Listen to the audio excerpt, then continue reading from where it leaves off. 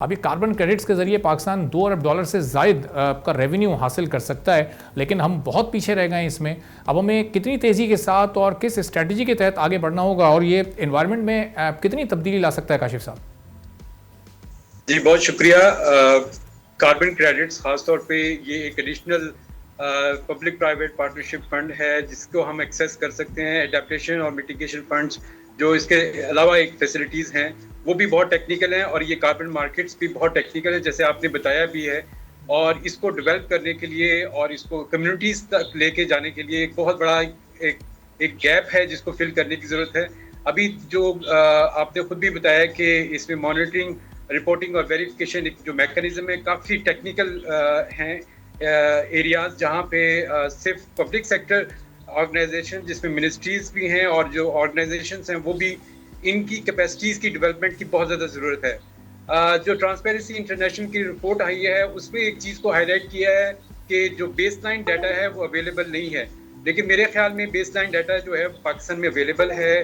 ابھی پاکستان کی third national communication on climate change TNC جو ہے وہ جون 2025 کے اندر پاکستان نے اس کو پروڈیوس کیا ہے، جہاں پہ اس میں سارے بیس لائن ڈیٹا جو کہ ایمیشنز ہو رہی ہیں global greenhouse gas emissions کی، تو وہ بیس لائن پرووائڈ کر دیا گیا ہے. اب ہمارے پاس کچھ سکسیس سٹوریز بھی ہیں جیسے آپ نے بتایا کہ سندھ کے مینگرووز فارسٹ کے اوپر اور پرائیویٹ سیکٹر کے اندر بھی کچھ کاربن کریڈٹس کے اوپر وہاں پہ لوگوں نے انویسٹ کیا اور پھر اس کے بعد اس کو فائدہ ملا.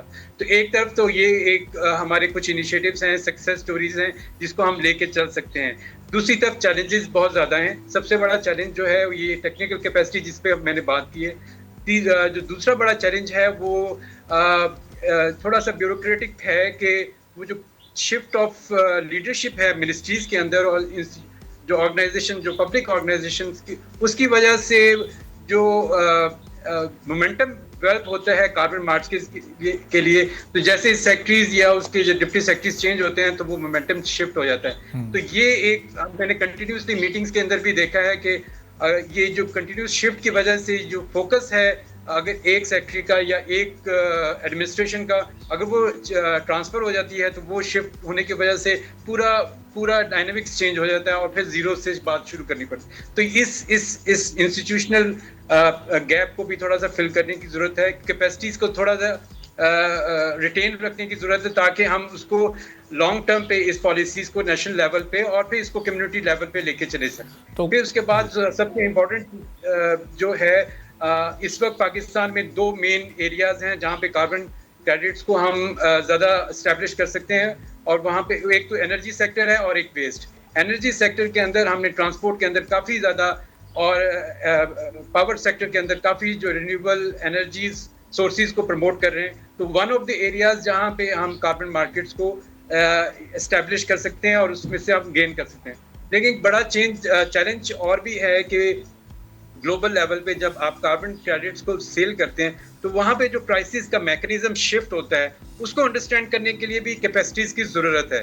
ٹھیک ہے، وہ جو ٹریڈنگ آپ نے کرنی ہے بائی لیٹرل یا ملٹی لیٹرل ٹریڈنگ، وہ اس کے لیے کیپیسٹیز بھی پاکستان میں لمیٹڈ ہیں. آف کورس اس کو ایکسپینڈ کر کے جب پرائیویٹ سیکٹر میں لے کے آئیں گے اور پارٹنرشپ میں لے کے آئیں گے تو پھر وہ کیپیسٹیز کے ایشو پھر وہ آ جائیں گے.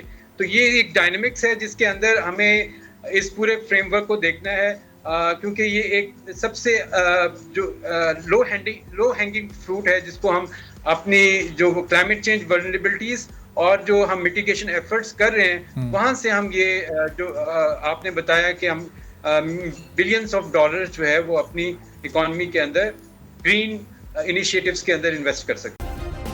سبسکرائب کریں اور بیل دبائیں تاکہ کوئی خبر رہ نہ جائے.